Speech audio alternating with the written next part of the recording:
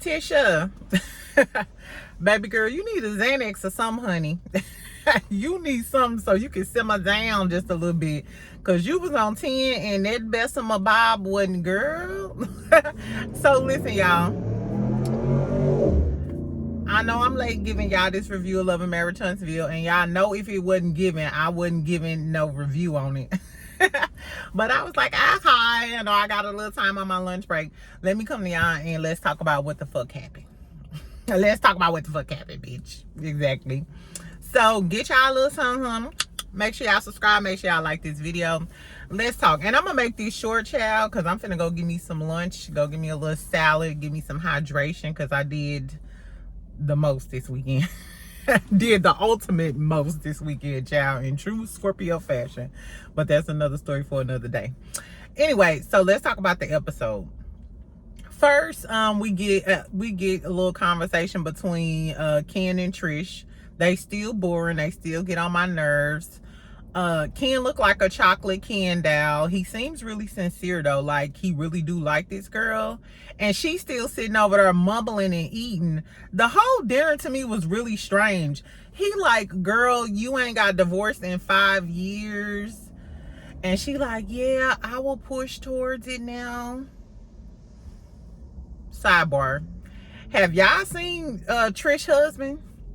So Empress Radio and another blogger dropped some pictures, and Trish ex-husband, child, he caramel with some hazel eye. He fine.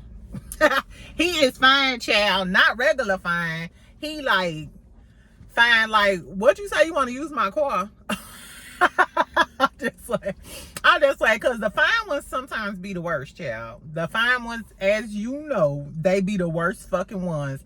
So we don't know what her ex-husband put her through. She just gives me really timid vibes. I don't know if it's timid or is it sneaky. Because you see on the previews when she talking to Martell, she was doing a little snickling and giggling. It's giving, I fuck all of these dudes. and y'all think I'm the shy, timid, sweet girl. You know what I'm saying? I know those types. So Trish, I still don't know what's going on with her. She seems sneaky. He wants to get married. He telling the whole world, child. He had a little basketball scene with Courtney telling him the same story later on in the episode at Miss Nell party. He telling all the men, I just wanna marry this bitch. And she like, I'll see about it. He said that some of her family don't even know about him and shit. Like, it's giving you my little secret. It's giving Splackavelli. Like, that's crazy. And you don't see that often where a man is trying to, you know, push the woman into the relationship. And I don't know, something is up with Trish. She gives me a little hooked on phonics tease. So I don't know what the tea is with her. All I know is she boring. And as far as a new cast member, baby, y'all could have did better than this. What about the girl Andrea who always do the drawings? Okay, so fuck the Ken scene. Let's move on to Kimmi, Marsau, and Maurice and Tisha talking about the construction for the restaurant. And they said, you heard Kimmi, she said she's using Andrea. And I think Andrea, remember, she's the caramel girl. She's been on and off the show. She's an engineer, I believe. She does something in construction. I think she's the engineer or whatever. So I'm assuming she's, you know, generating the construction drawings or the, you know, the set that Kimmi needs to get her business permitted and shit. So I don't wonder why they didn't bring her on. Like that, Love and Marriage Huntsville, if all of them are contractors and stuff, it would only make sense to get one of the engineers who actually knows as an integral part of construction. You know what I'm saying? She seems very intelligent. So I don't know why they chose Ken and Trish, but y'all could trash them. Okay, so let's talk about that scene. So Kimmi was basically telling Marsau, hey, I want you to put in a bid. I would rather keep the money in the family, but I want you to be on point. Which I totally respect where Kimmi is coming from. Because when you about your business, especially when you doing construction, time is money. Time is money, baby. Exactly. If you late on this, or you ain't poured the foundations, or the concrete right, or the elevations wrong, any little small thing can delay, you know what I'm saying, the time in construction. And she was just basically being, you know, straight up honest with him. Like, I want to give you the job, but I want to make sure you gonna complete my shit right, because you already know what time it is. Tisha tried to chime in and get a little, do you really even want to do this, Marsau? And then Maurice, I noticed Maurice chimed in and said, Maurice don't be saying shit, but he never protects Kimmi. You see his motherfucking ass chimed in and was like, my brother wouldn't be dishonest. Ho, girl, Kimmi, you need to start slapping the... I don't support domestic violence, child, but I would slap the dog shit out of Maurice. Sometimes you just gotta go, bam. You know what I'm saying? Like, baby, I'm sorry. But don't ever do that. Like, don't ever do that. Anyway, but I did like that Marsau stepped in, and Marsau was like, no, I want to do things the right way. I will, you know, send over an RFP, and a RFP is like a request for pricing. So, you know, you basically solicit the job out. You got a new construction project. You solicit the job out to multiple contractors, general contractors, which is what Marsau do. You put in your request for pricing. They provide you with a number. You compare all of the numbers and the scope of work, what they're including in it, and yada, yada, yada. So I respected the fact that Marsau was like, no, I'll go through and I'll do it the right way. Submit your RFP. We'll go to bid with the rest of the contractors. And if we get the job, we get the job. I thought that was really cute. And I want to see more of that on the show, because I'm in construction and that's what initially drew me to the show. So, I mean, I understand we need the drama, you know what I'm saying, for the ratings, but give us more of the education. Like, educate a lot more black. It'll help educate black people in the construction field, because I be wishing... Child, my degree is in psychology. I went to law school. I used to be an IT manager for HP. Child, when I tell y'all I done done a lot of different industries, but it wasn't until I got into construction that I was like, what you say? I seen that first bonus check and was like, come on, say I'm up, bitch, and I ain't never left. Unless I get even if I get a rich husband, I probably start my own contracting firm, girl. Black folks, the money is in construction. Exactly. So I like that they added their little substance to the show today. Okay, so what else happened? We got Ken and Trish, the Kimmi and da-da-da thing. Then we go over to Miss Nell house, her and Chris Fletcher there. And she's basically talking about how she, you know, they were basically discussing her birthday party coming up. But I thought it was really cute that she was telling him that she needed a new closet space. And she was like, you know, when I'm trying to get dressed, I got to go through all of this shit, da-da-da. And Chris was just like, yeah, okay, I'm going to get you a new closet, baby. I had the boys come over and basically, you know, submit a price for how much it's going to cost to build you a new closet. And it was so cute because Miss Nell was like, okay, thank you. I appreciate you. I was like,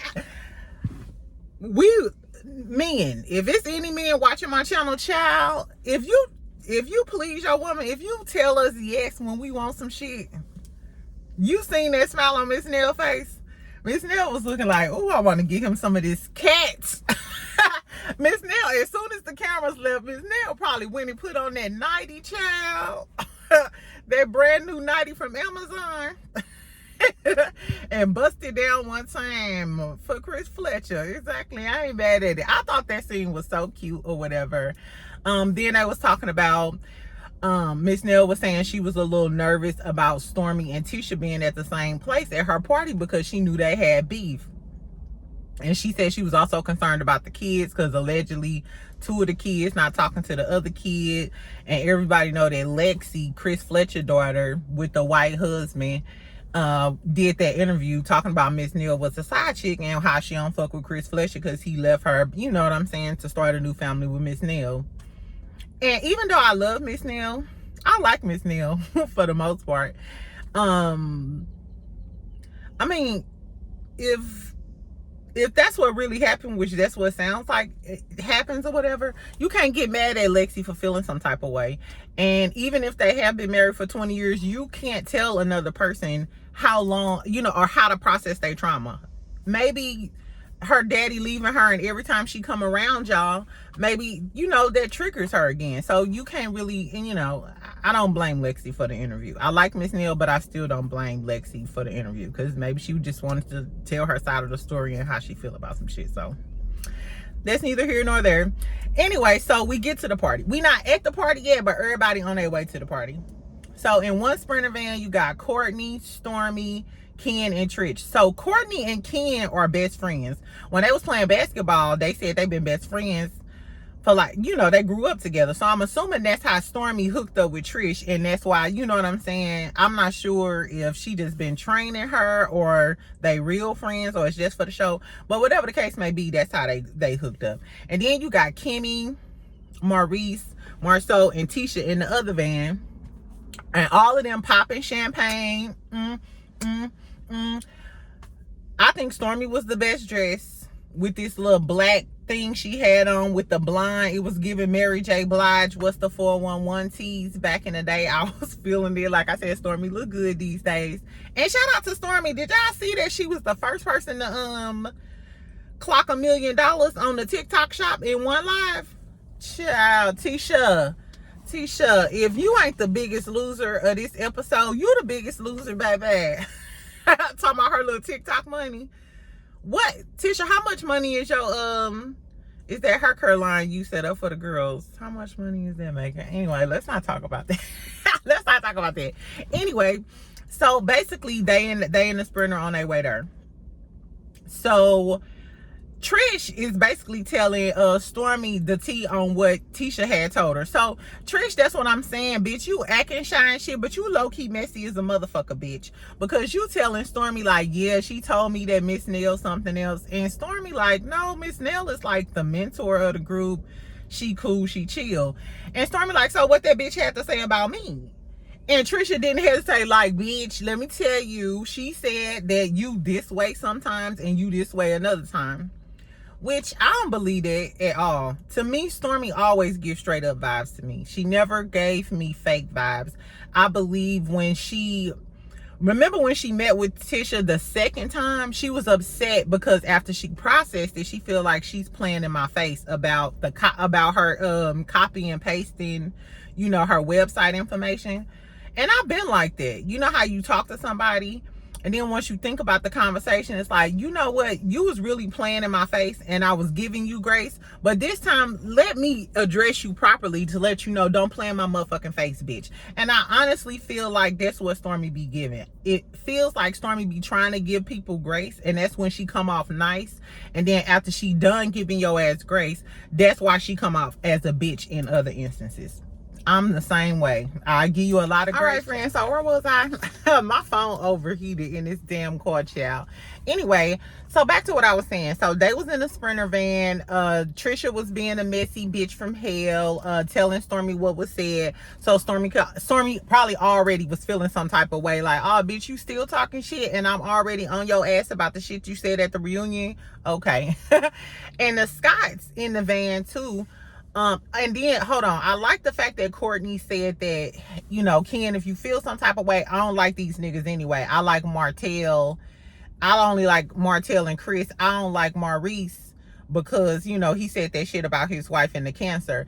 And I like that too because a lot of the other men ain't said shit. And you can see how Stormi was like, okay, baby, you know, like, I like, Courtney gives manly man vibes. He's the only man who gives me true alpha male energy on this cast. Everybody else gives wanna be alpha males, but they insecure on the inside, and that's why they overcompensate. Typical Martell, Marsau, Maurice, you know what I'm saying? Like they have these nice flashy cars. They, you know, have all of these women. They do everything to try to overcompensate. You can tell a person like Courtney is confident in his manhood. He want to deal with men. He want to do man shit. And he gonna call out fuck shit. Like that fuck nigga Maurice. Exactly. Anyway, so I can respect it. So in the Sprinter van with Tisha, Marsau, Maurice, and Kimmi talking about how Stormi is weird for inviting her to the Galentine's event and they just had beef at the reunion. And Marsau is like, yeah, maybe that's just how y'all do things. That's not how we operate. And the whole vibe they keep trying to give off is we better than that. We classier than that. And it's just like, dog, no, you're not. Tisha came from Bessemer and her mama got a slick down side. You know what I'm saying? Like, first of all, Tisha, your mama is Wanda. You from Bessemer. Marsau, you used to work at AMC movie theaters. Let's not keep trying to put on this air like y'all better than Stormi and Courtney. And now I see why they don't really fuck with y'all like that, because y'all doing the most, and Stormi and Courtney could come in flexing on you hoes. They could come in like, bitch, you can't even build your little, you know what Kimmi say, bitch, you ain't finished the strip mall, you ain't finished Tisha office, and your damn show ain't finished building Neverland. All of that damn grading you gotta do. That house that he was supposed to be building, girl, first of all, as soon as I seen that house and all of them rocks and shit, do you know how much it'll cost just to do some grading on that, just to level out the soil, just to even consider start building the foundation, bitch? Before you lay the first brick, it's probably gonna cost you well over $100,000 to do all the clearing and grubbing from all of those trees, get that shit cut down, girl. Anyway, so the moral of the story is, I didn't even like in the Sprinter van how Marsau was trying to put on those airs like maybe that's just how they do things and we don't do things. And guess what? When he got to that damn party, did he say a motherfucking thing to Courtney? Did he say? Maybe it was edited out. But is it just me, or Marsau, you had those airs when you was in the Sprinter van around Maurice and shit, but when you got there in front of Courtney face and y'all buying bottles and shit, ho, you ain't had shit to say. You ain't say, hey man, y'all send me a text. We ain't say nothing after you ain't say shit. Mums was word. You's a bitch. Like Stormi said, you's a bitch. Exactly. So anyway, so they finally get to the party, child. Nell kids there first. And everybody sit down and they talk, and they start asking Nell kids about the interview. Kimmi brings up the interview first. She said, is Lexi gonna come? Knowing good and well Lexi probably wasn't gonna be there after that interview. The Scotts plotted in that Sprinter van. Listen to what the fuck. In case y'all ain't subscribed, bitch, subscribe and like this video. And I'm spending my lunch break talking to you whores. The moral of the story is, girl, you can't pay me to believe that in that damn Sprinter van, Maurice, Kimmi, Marsau, and Latisha didn't decide that when they got to that party, the story and the drama was going to be about Lexi, Chris, and Nell. They plotted to put them in the hot seat. That's what they wanted to do. So so hey, let's not talk about our lawsuits. Let's not talk about Maurice and his drama and his non-existent legal career. Let's not talk about that. Let's not talk about Tisha or our marital problems. When we get to this, for this scene, we're gonna make this about Chris and Nell and them drama and Lexi. And Kimmi was probably the only one that they figured would have enough tact and enough courage to mention it. Clock that T. Anyway, so Marsau is like, I don't like when people, because the daughters was like, she not really tripping, it didn't really faze her. So Marsau is like, I don't like when people act like that, because stuff does phase you. You need to really address it. Bitch, you act like you ain't phased that your back, that it was a picture of your back leaked out. Tisha act like she ain't phased that you left and went to Africa without her for 7 days and 7 nights. But she stayed coming to the reunions talking about how much stress it caused me, and I'm stressed. Bitch, why you so stressed? Because on camera, you act like you don't give a fuck about his cheating rumors. Until y'all bring me some proof, we ain't got to bring you no proof, because apparently you stressed out about the allegations. So don't try to bring it to Miss Nell like, no, you got to be tripping off of it. No, if her kids said that she wasn't tripping off of it, then she ain't tripping off of it. And I love the way the son came in like, no, we'll get it all together. He stepped up like, hey, my dad ain't here right now, but I'm speaking, as the man in the family, this is what we gonna do. And what did you think her kids was gonna do? Throw her under the bus or talk out of their face to your hoe ass? But I digress. Exactly. It's crazy how the Scotts are so quick to get in everybody else's business, but y'all don't want to talk about the lawsuits, the cheating allegations, Maurice being a bastard from hell. Y'all don't want to talk about none of that. None of the big backs that Coleslaw told us about. Y'all don't want us to talk about none of y'all shit, but y'all jump at the chance of talking about other people's shit. That's why people don't like y'all. That's why we don't like you. And Marsau, you all up in Lexi talking to their kids' business and shit.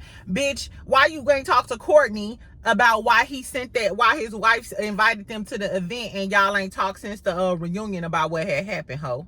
Exactly. I don't like it. I don't like it. Anyway, so the girls, so the guys over there buying bottles and shit. The ladies go over to their little section. Miss Nell walking in, pop, locking and dropping it. Miss Nell.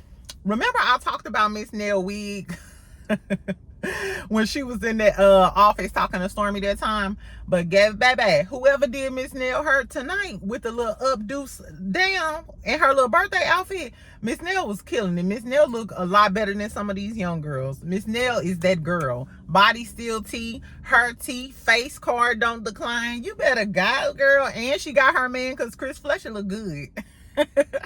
So I was here for that. So they made their little entrance. The men go over there, the women go over there. They start talking about what the tea is. And Tisha was tipsy. So that was like the highlight of the episode. Tisha was motherfucking tipsy. And somebody else said, or they said in the comments, that Tisha was just getting drunk because she knew she was gonna see Stormi again, and maybe she, you know, needed to get crunk. Because you know Miss Wanda be hyping her up. So after every scene, it seems like when Tisha go back and tell people the scene, or after she go back and watch the season, she get hyped up, and then she come to the reunion like, what? And yeah, and go, how you never had that energy though during the scene? You never had that fucking energy, bitch. She the type of girl who gotta get hyped up by other people and then come at you like, child, you are not hard and you're not believable. Tisha's never been believable to me, because the person who do all of this is usually the one who get popped first. And bitch, you out of there. You didn't talk shit for 30 minutes and I popped your ass once and now you down for the count. So Tisha starts shading Miss Nell, asking her age. And Miss Nell like, why would you want to know my age? Because Mel was like, you looking like 20. And she like, more like 30. You a pass for 30. Tisha, you a pass for a chocolate pig, but we ain't talking about you. Like, I don't like that. Like, don't. And you could tell Mel and Kimmi was looking like, bitch, like, where's you coming with this trash gutter energy from? Tisha was coming with hood rat Bessemer bitch energy. It was really giving bum ass Bessemer bitch energy. Like, Tisha, this was so unattractive. And I don't know what Tisha had on, because Tisha fashions usually be on point, but she was no. Not to mention, I forgot when Mel walked in, child. Tisha runs up to Mel, try to take her glasses off, and Mel like, I don't know what y'all on, you know, but we at a club. So, and Mel like pushing her back like, bitch, first of all, stop trying to take my damn glasses off my face. And then she's all up in Mel's face, like literally in Mel's personal space.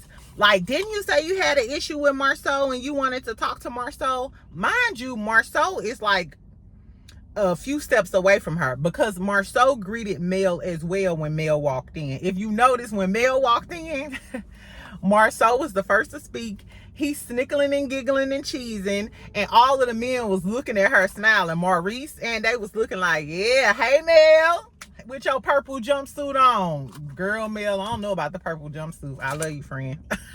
I love you though, friend. Exactly. So all the men was looking at Mel. Then Tisha pulls her over to the corner, all in her motherfucking face and shit. Let me tell you what Tisha's whole point was with this. Tisha knew, Mel said, no, I'll talk to him at a separate time. I don't want to do that at a Miss Nell event. Tisha knows that everybody keeps saying they love the scenes that Mel has with Marsau, because it's a battle of wits and it's always a good scene. The Marsau and Mel scenes always are a hit. Tisha don't like that her man always had the best scenes with her arch nemesis that she jealous of, and everybody be saying how much Marsau like Mel. She don't want that. Tisha's whole point in bringing it up is because she wanted that scene to occur with Nell and Marsau in front of her. She wants to be involved in that scene. That was her whole goal. She probably didn't really give a fuck. She just didn't want her man smiling and snickling and giggling all up in front of Mel's face, and they had an epic scene by themselves, which we'll see later on in the next episode. Nell and Marsau gonna have a sit down, and we know it's gonna be good. And Tisha didn't want that. That's why she tried to initiate the conversation when she seen Mel that night, and Mel shut that shit down. So Mel went and, you know, did her own thing. Like, she could tell everybody, you know, peeped it and clocked it like, girl, Tisha, if you have another drink, you gonna be like Miss Wanda. And that ain't funny, because if alcoholism runs in your family, then it's not a far cry that Tisha be getting fucked up like that. Anyway, so then Tisha, so she's shading, so she did all of that. We see her knocking back drinks, shots, fucking mixed drinks. She telling Marsau she want a bottle. He like, no. She like, I'm getting a bottle. Child, so then she tells, she talking to Trish and like, yeah, because these girls could get feisty, especially Miss Nell. And Miss Nell like, why would you say I'm feisty? She said, because you can be.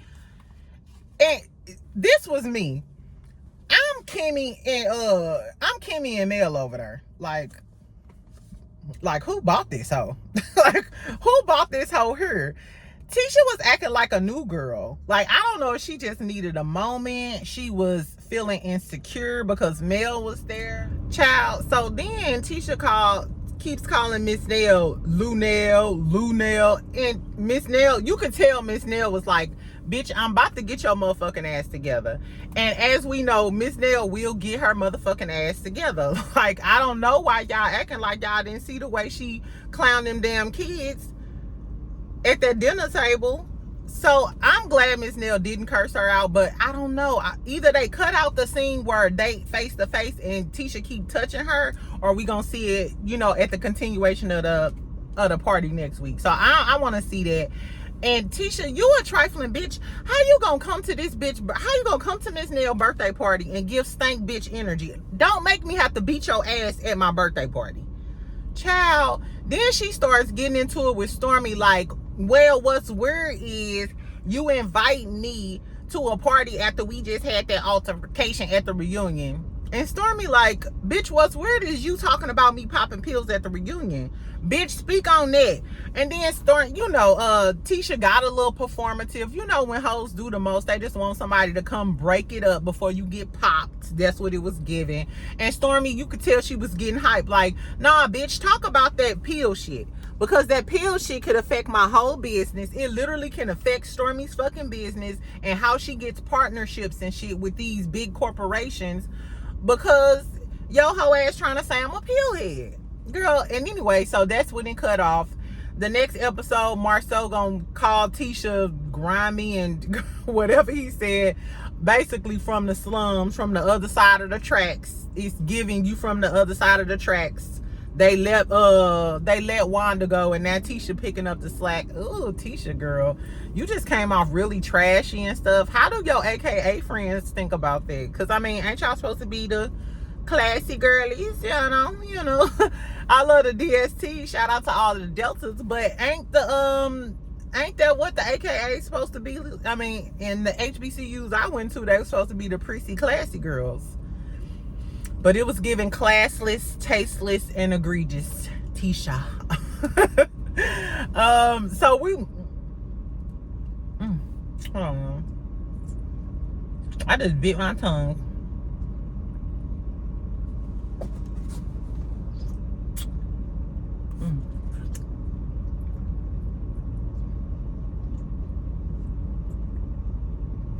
Give me a second, y'all. I just bit the shit out of my tongue.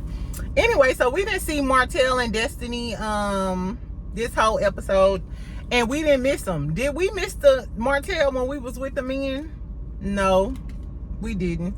Did we miss Desperate Destiny? Destiny, you came back strictly for the Sunny storyline.